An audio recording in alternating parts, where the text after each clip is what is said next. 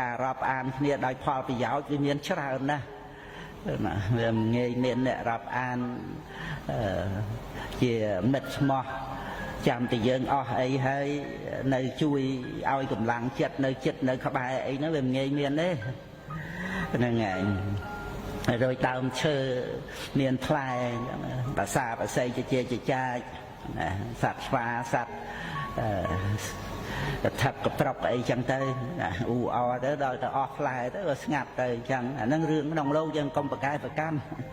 ហ្នឹងឯងវាអាចរួមទាំងយើងអីផងក៏បានដែរក្នុងរឿងហ្នឹងណាហ្នឹង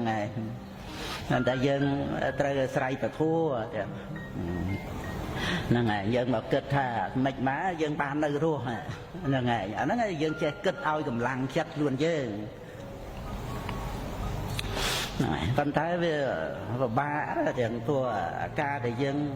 ចេះគិតឲ្យកម្លាំងចិត្តខ្លួនឯងរហូតដល់មកឃើញតម្លៃនៃបត្រៃណគុំតម្លៃនៃសិល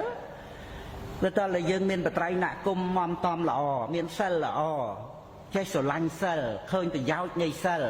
ជ្រះថ្លាទៅក្នុងពុទ្ធពធប្រសង្ឃដោយអាស្រ័យមានសិលនឹងឯងជាទីតាំង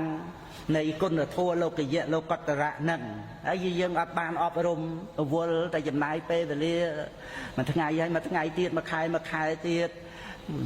ដើម្បីទ្រព្យសម្បត្តិលៀបយសអីទាំងអស់ហ្នឹងដល់វាត្រូវវិនិច្ឆ័យបាត់បង់មកផ្លេតចឹងទៅវាពិបាកនឹងថាមកគិតអ្មេចកុំឲ្យកើតទុក